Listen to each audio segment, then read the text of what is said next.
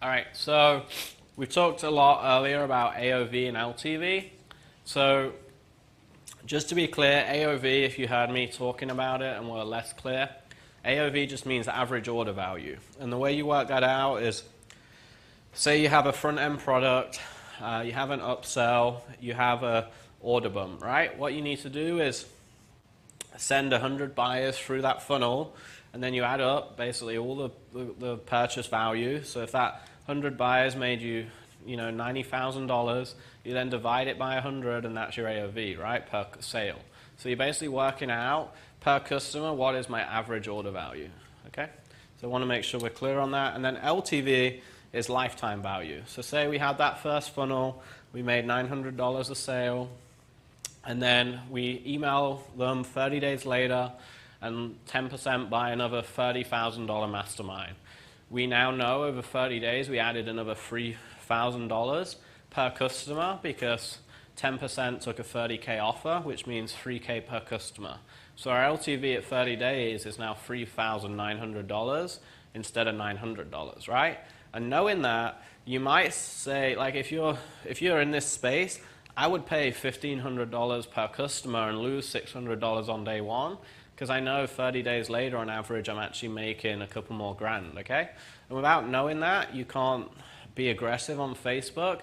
So it's really important to know your LTV. Like in general, we try and always break even or make profit to the front end AOV, but with some offers it's just not always possible. Like if you have 20% net margins, you're probably never gonna make net profit on day one, right? Because the margin's so small and the CPA cost, but all that money is made over 12 months. Because if it's a food product, for example, and they're buying it monthly, you're making 20% every month. So you have to rely on LTV, but you need to know your LTV to be aggressive and smart with Facebook. Because if not, you're spending randomly, hoping for a return. So like I said, the ways to do that. So order bumps are really important. Hopefully you guys are clear on what that is. Like I showed a checkout page earlier. So that's just a box on the checkout page.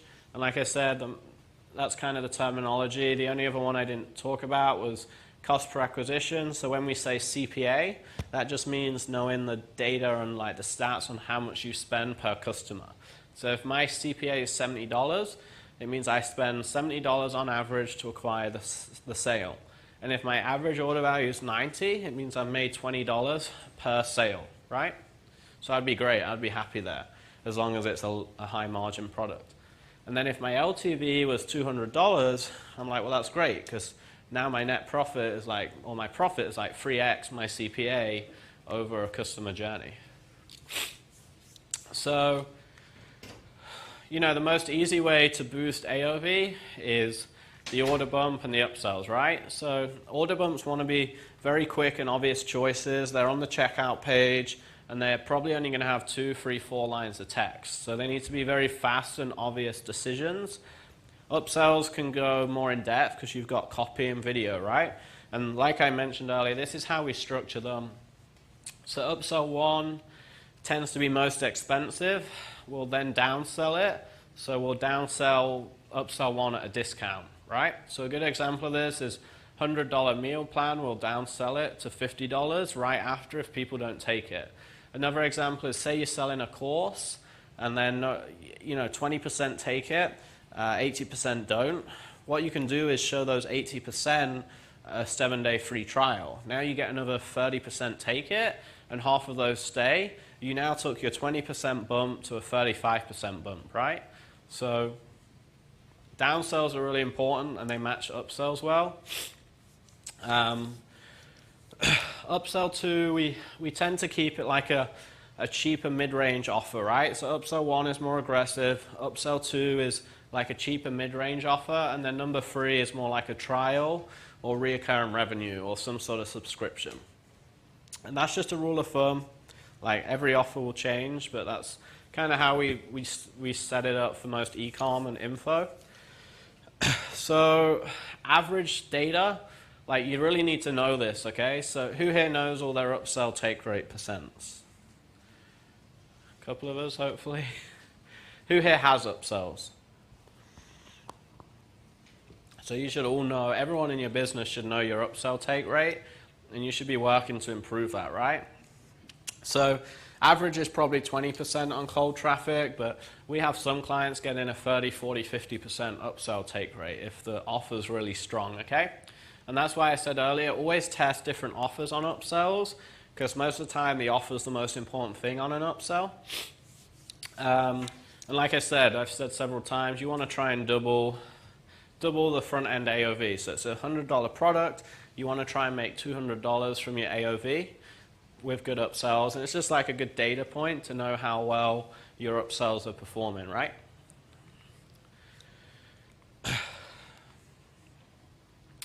So I don't know what happened to the rest of this text, but so an example would be like a 30% take rate, and then you have a 22% take rate, and then your third upsell might be like a 10% take rate, right? So we tend to see like that descending ladder on percent take rates. But the good thing about this one, if this is like 10%, if it's subscription, it's actually adding a lot to the LTV, right? Because even though it's only 10%, those people might stay 6 months. So upsell 3 over lifetime might actually make more money than all 3 of the upsells, the 2 other upsells on the front end product, because it's got high LTV. So talking of LTV, how do we increase it? Well, who here knows what their LTV is over 6 months or a year? 1. So 3 people. So first thing is you should all know what your LTV is, and your clients should. And it should be trackable. Like the hardest part of LTV is tracking it, right? If you have more than one product, it's very hard to track. The best way to boost LTV is like a subscription, right? So if you have anything that can be reoccurring or monthly, that's going to boost LTV. Strong email follow-up, so a lot of the time you're going to boost your LTV by keeping everyone nurtured and sending more offers over the year. Middle and bottom of funnel ads, so I talked about the importance there, not only doing like random ads when you have promos, which is what most of us do, actually having consistent middle and bottom of funnel ads year round, which is a combo of like testimonials, content, and offers. That's going to boost your LTV because you're not only selling more, you're increasing brand loyalty and recognition like for the whole year. So Facebook buyers group, so like I said, for me, that's been a game changer. For a lot of our clients, they have a Facebook group. It's a game changer to indoctrinate warm leads. So if you have any sort of brand that could value from a Facebook group, definitely create one, move everyone in there, pay someone monthly just to work and monitor it for you. It's really important. So you can do QAs. So one thing we do with some of our brands is like a live QA, right? So every month they'll just do a random QA, and that just keeps all their customers happy and engaged. Lots of promos, so try and plan out all your holiday promos well in advance. Like we have clients making 200, 300, 400K every promo because we're organized, plan it out, they're organized, they plan out their end, and they make more in like 4 days than they do in like 2 months, right? They make half their revenue from 6 promos a year. If you're really aggressive, it's very possible. So phone sales.